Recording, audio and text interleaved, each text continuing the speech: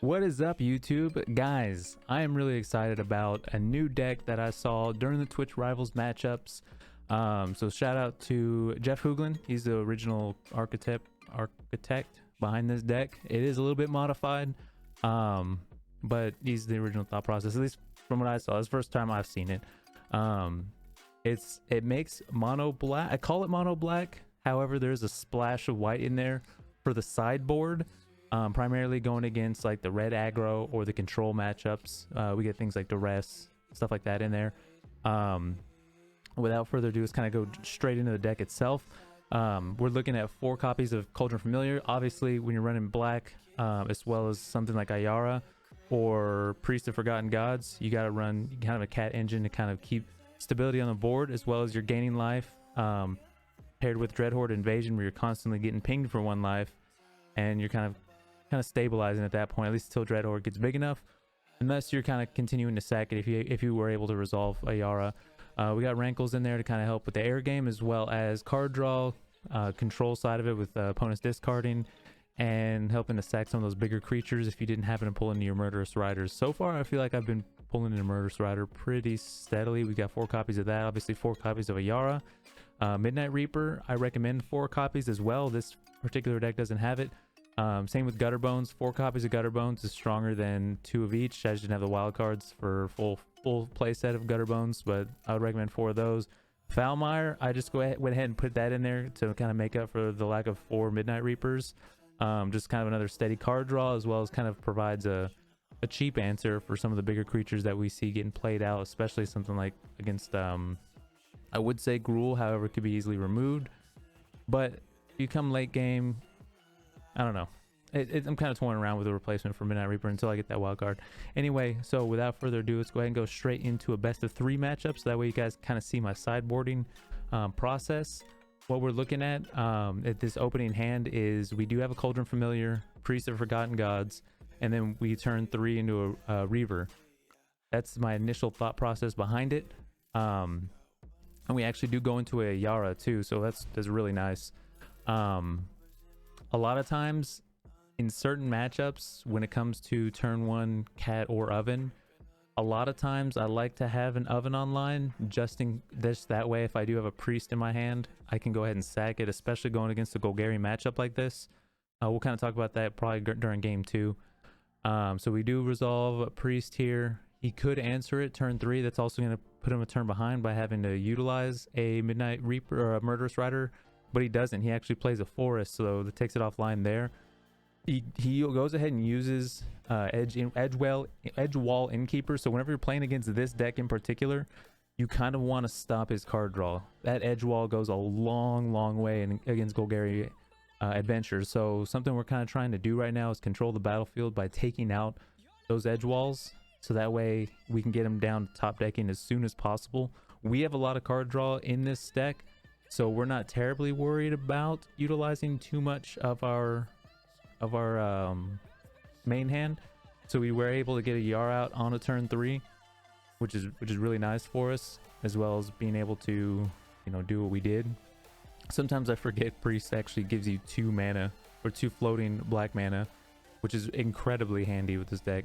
So we do see the Murderous Rider. A lot of times, keep in mind, guys, if you have an oven out, it's always better to cook whenever they utilize a Murderous Rider, because then Murderous goes to the graveyard and they don't get the creature out of it, and they just lost 2 life. We do lose a creature, but they also don't gain 1 out of it. So we go ahead and utilize our Rider on Edgewell. There are really big creatures in this deck that we're going against. However, we have 2 more Murderous Riders in hand, so keeping them from that card draw is very important. We go ahead and push with Priest. I'm not the biggest fan of swinging with it, but since we can't really do anything with her anyway right now, may as well ping him for a damage and try and get those onesie twosies in while we can. Especially since I'm assuming he could pull Murderous Rider out here, or we can try and push out another edge wall and get some card draw out of it. So he goes Lucky Clover, so that way he can duplicate any of these adventures he's going to be casting. That does work on things like Murderous Rider. You do get pinged for 4 damage, but you also get to remove 2 creatures with it, so that's really handy. I love Lucky Clover, especially in like mill matchups. So he actually utilizes it with Order of Midnight, so we can actually get 2 creatures back out of his graveyard because of Lucky Clover, which is really good value. We draw into a 3rd. or fourth, excuse me, Murderous Rider. I'm kind of thinking to myself, okay, so what's the plan here? I think we actually play Murderous here. We ping him for one with the cat, and then we go ahead and sack it for card draw, maybe. Oh no, we wait. We wait till he gets a creature out, and then that way we can get more value out of it. Because anything we draw into isn't really gonna change the board state very much anyway. Maybe get the other priest out, but it's worth forcing him to sack as well. We could see the edge wall Innkeeper get played here, and then as soon as it resolves, we are gonna go ahead and priest, so we can get rid of that in case he does choose to do Order of Midnight. I should have. I wonder if that's a glitch or something, because I should have priority as soon as Innkeeper resolves, right? I could be mistaken, but as soon as it resolves, I should have been able to priest before he can cast another creature. If it was an instant, maybe it's a different story, but he's casting another creature. I feel like I should have been able to. Regardless, we got rid of the Innkeeper before midnight. Order of Midnight comes out. We get the 2 mana, which is still floating. I kind of wait to see if he gets something. I think it's worth, being that we have 2 Murderous Riders in hand anyway, I think it's worth playing and getting rid of that 2/2 flyer and kind of strong arm the board at the moment. We do have a Gutterbones, which is going to be incredibly helpful for the priest. So we see the Innkeeper come out, and we're going to be able to Gutterbones, and we can get our Knight out. And that's also going to kind of help us with cycling him back into the library as well. So I'm thinking about it. I think I Gutterbones into a Murderous. We could even do another one of the... You know what? I believe we do a Murderous Knight here. We sack both. We get 2 floating mana. And then we can priest. Oh, like we priest and get the 2 floating mana. We get rid of another draw engine that he has. So ultimately, as you can see, with us getting rid of these Innkeepers, his hand is dwindling really fast, and we're getting steady card draw here, which is very nice for us. We can actually get both the skeleton out, as well as another priest in case he has an answer for our current one, which I'm assuming he's digging for at the moment. So boom. So now he's got an answer for 2. Something we do have to kind of play around is Ritual of Soot. I haven't really seen a whole lot of main board Soots against the Golgari Adventure, but that's not to say that we're not gonna see it. But at the moment of the current board state, I think we're fine. We kind of want to keep our priest engine going. He does have Murderous Rider out. He might do Sword to protect the Knight. Sure. And he's got the mana to be able to do both, as his adventure as well as getting to play it. Alright, so we do go into a Midnight Reaper, which is nice. It's going to give us card draw, especially since we're doing this priest combo constantly. Kind of hoping for another like Gutterbones draw, but we can make this work. We're going to go ahead and ping him. Sack Gutterbones and the other priest. We're leaving Midnight Reaper here because we do have the life we can kind of toy around with at the moment. And we're going to get a third card from the priest. There's the oven. That's what you like to see. Alright, so we go ahead and put out Gutterbones. And we can actually bring the other Gutterbones back from our graveyard into our hand and then play him. So that way we can even swing next turn with them before sacking. So boom. Board state seems pretty nice. I'm assuming he's going to swing with Murderous Rider. We don't... Do we trade? We actually might trade with Midnight Reaper at this point. At this point we might. Cutting it a little bit close. We're not worried about the Beanstalk Giant. It is a big flex, but we do have 2 Murderous Riders in hand, as well as a plethora of jump blockers. He doesn't have Trample. So yeah, once he gets that out, we're not too worried about it. That's more like a play around. Sure. So we get pinged for 1 there. I don't think Lucky Clover actually duplicates that, since it's an X amount, because we only got pinged for 1 instead of 2. So he gets a Swordmaster out, so that we have something to sacrifice, so he didn't have to lose his Knight. Sure. So we have our cat of an engine that can be online. We're gonna go ahead and do this now, so that way he's not really gaining much. I don't think it's worth a swing there. We're gonna get some more card draw out of it. It's gonna bring him down to 10 life. Sure. And we could even Murderous Rider that his Murderous Rider and get some Midnight Reaper damage in direct and kind of set him up for lethal next turn, which we're kind of doing right now. We want our cat engine going, especially we haven't seen a single Ayara yet. Having the cat online while Ayara's played or while she's out is incredibly powerful. So at the moment I'm kind of thinking, should I shock this land in and bring back Gutterbones and play him?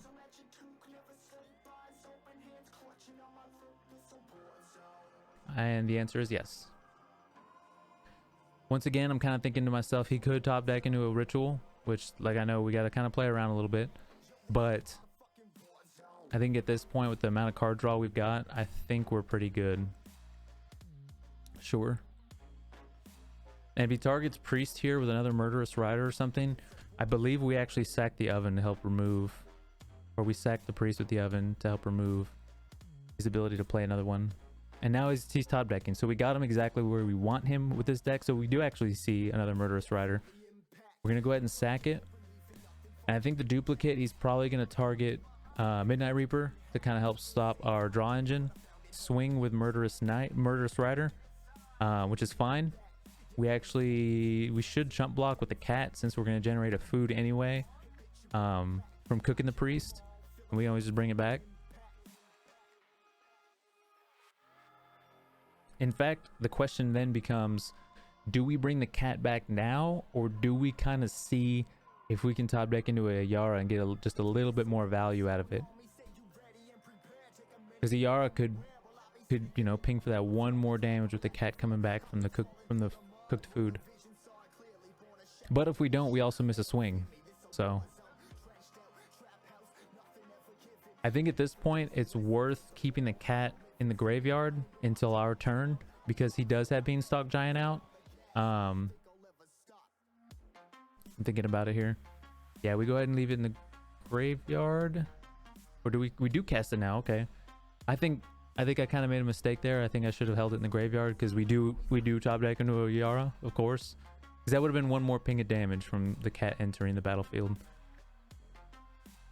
Now what we can do is we Murderous Rider the Beanstalk now and swing for 4 with Gutterbones, bring him down to 3, and then we have lethal.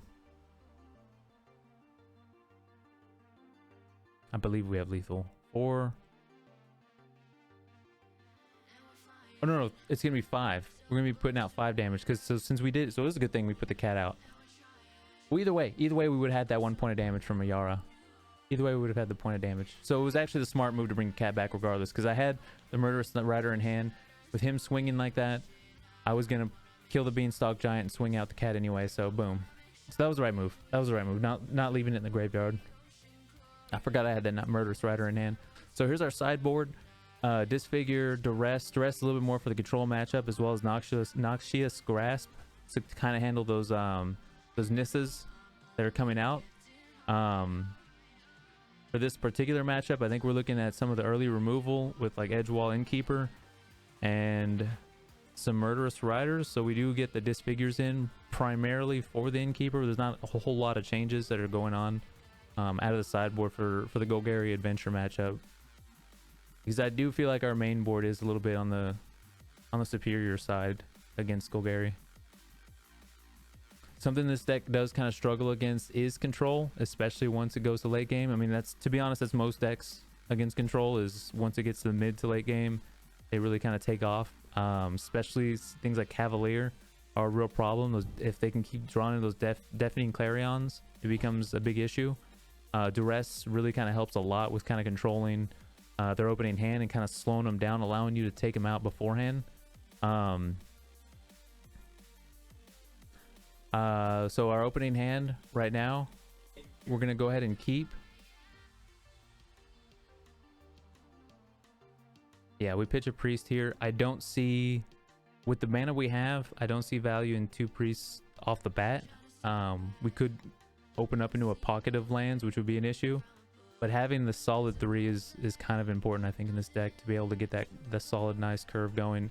I'm thinking to myself, okay, with Golgari and him being on the play, Oven is the right choice because turn 2, so we turn 1 Cat, turn 2 we would like to Priest, but that opens up Murderous Rider to clear Priest, and then he gets the creature out of it. So turn 1 you Oven whenever you're going against this particular matchup. Turn 1 you always Oven and into a Priest, so that way if he Murderous Riders on a turn 3, then you can actually remove the creature side of it, which we're kind of looking at here. He didn't drop a land. He actually goes ahead and Assassin's Trophy. In this particular situation, we're actually going to go ahead and let it resolve, so that way we can get him another mana out of our library and kind of, I mean, 1 card thinning our library goes a long way. Once it gets to late game, you don't want to be drawn into those late game manas. So that's also going to put 4 on the board here, so we can actually Cat and have a Murderous Rider online. So he kind of helped us out with that Assassin's Trophy. I mean, to be fair, Priest would have been a lot more OP because Lazotep Reaver comes out and then we have her online for that. But regardless, you don't cook the Priest with a Assassin's Trophy coming out. All right, so we go ahead and block with the Cat. We go ahead and let it die, so that way we can remove that creature off the battlefield too. I'm not terribly worried about bringing the Cat back necessarily, because we can always Lazotep, or we can always cook a creature, especially since I have a feeling we're going to be seeing a lot of removal. There's going to be plenty of opportunity to cook creatures and handle it. He does have a Smitten Swordmaster out, so we're going to go ahead and Lazotep Reaver. So if he does swing with it, we can also answer it and kill it. Go ahead and pass turn. So he's actually been missing land drops. This is an issue for him, especially against our deck. If he's missing land drops, then we take the board state really quickly. Now that doesn't mean we're not gonna draw in a big pocket of lands, but still. So he goes ahead and does do a Lovestruck Beast, gets another 1/1. I think he's kind of preparing the board for a Priest Engine here. That way he has creatures to sacrifice. I don't know if swinging with Sword Master was the right move here. I can kind of see what he was doing, but so yeah, we're starting to draw into lands, and we're getting a little bit frustrated because we're like, oh, we're in this many lands. We play anything in our deck now. So I'm kind of thinking to myself, okay, do we Murderous Rider? Do we wait for his turn 3 into Lovestruck Beast? Do we? Yeah, I think this is the right move. We go ahead and draw.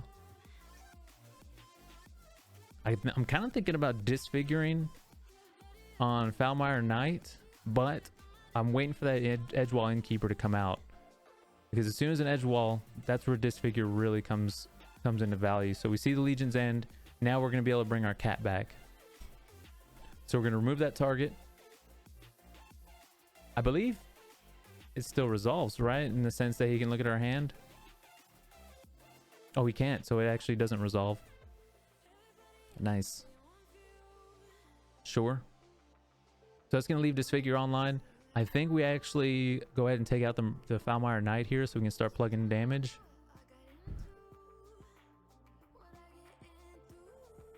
It is an iffy move. He has 3 cards in hand going into a 4th card next turn. We do have the Murderous Rider, and there's another land. Oh. All right, so we're gonna go ahead and swing the last top.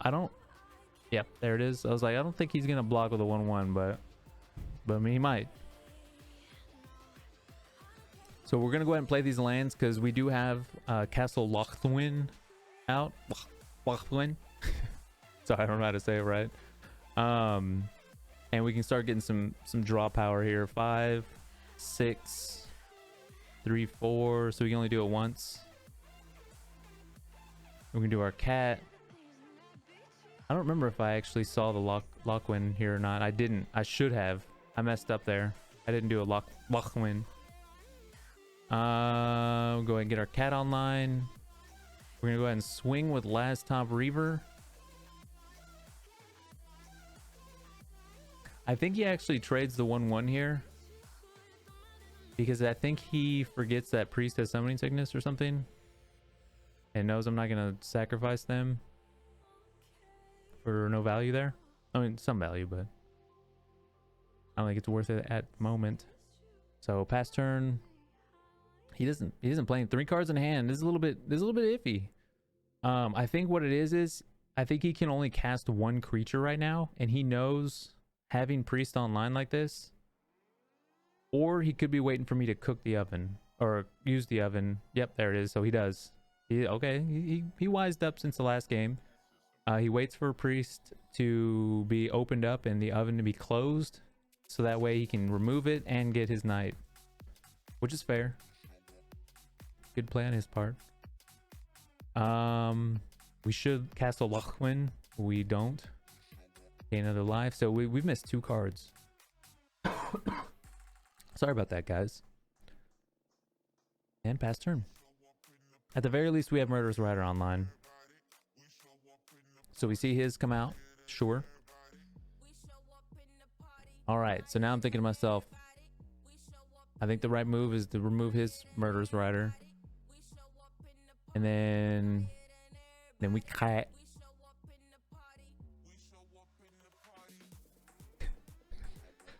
That song's been in my head all day now. Thanks guys. Thanks YouTube. All right, come on, remember the Locthwain. There it is. Now I remember I have that card out there. And we go to another Murderous Rider. Okay, I mean, I'm fine with this. Against this particular matchup, I'm fine with all this removal that we're drawn into. It's wonderful. As you can see, it's stopping him from playing. However, with priest offline, you can now start casting single target creatures. Sure. Ooh, we see a Bolus Citadel come out. So I'm obviously counting his lands. 1, 2, 3, 4, 5, 6. So you can't do the big Mamba one. Go ahead and do the cat. And I should castle here again, now that I've remembered. Sure. Dreadhorde, I don't know if we do here. Yes. Yeah, we do. 17 live. We definitely Dreadhorde here. Yep. Yep. Alright, so he's looking at our creatures. He gets a Lucky Clover out off the top. So now he's going to start pinging himself for life. We see an edge wall.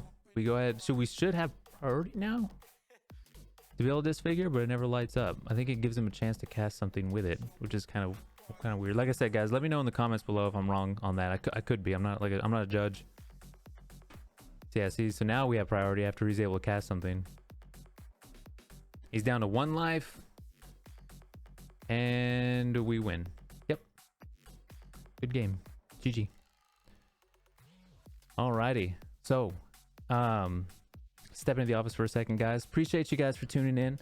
That deck is a lot of fun to play. As you can see, we're playing on the Rank the Ladder with it in Diamond at the moment.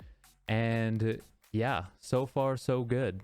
Like I said, you got to make those correct changes. I didn't have quite enough wild cards to complete the like the Gutterbones and getting that last Midnight Reaper. However, I don't know. As well as the 2 other shock lands for the black whites. Just a splash in there. Whenever you go against like the mono red, having Kaya out is incredibly strong. Being able to just exile those cheap 1/1s, and then your creatures kind of helping to stabilize and block and regulate the battlefield and get them to a point to top deck. Thorben's one of the bigger issues. You kind of sit on your Midnight Reapers as long as possible for him. And yeah, so if you haven't already, guys, make sure y'all hit up the social medias. At Kevin Raisins is my Twitter. Twitch.tv/Scottoria is my live streams. I also live stream to the US Army's esports channel. I'm part of the US Army's esports Magic the Gathering team, as well as a stream lead. And I stream to US Army esports, all one word, twitch.tv, pretty much daily. We're trying to get into a routine schedule. So at the moment, they're a little bit here and there, but it's going to be a point where like 9 to 5, I'll be live in the Army channel. And then USAE_Scottoria is my Instagram. I'm new to Instagram, so you know, show me some love there. Show me the way. and discord.gg/ the kill squad, all one word. If you have a deck list that you would like me to make a video on or showcase or live stream or whatever, I have a channel in there for deck lists, so you guys can post, put your social media in there. I'll obviously give you credit, and I'll put your links down below in the description. And if you're interested in being a part of the United States Army's esports program, to be on the team, you gotta be active duty or reserve. However, civilians, other branches, other countries are all welcome into the server and get some games in with us and talk with us. If you don't just play Magic the Gathering, you play like CSGO, League of Legends, whatnot, we have all of those games in there. So that link is gonna be down below as well. Appreciate you guys for tuning in. I'll see you again very soon.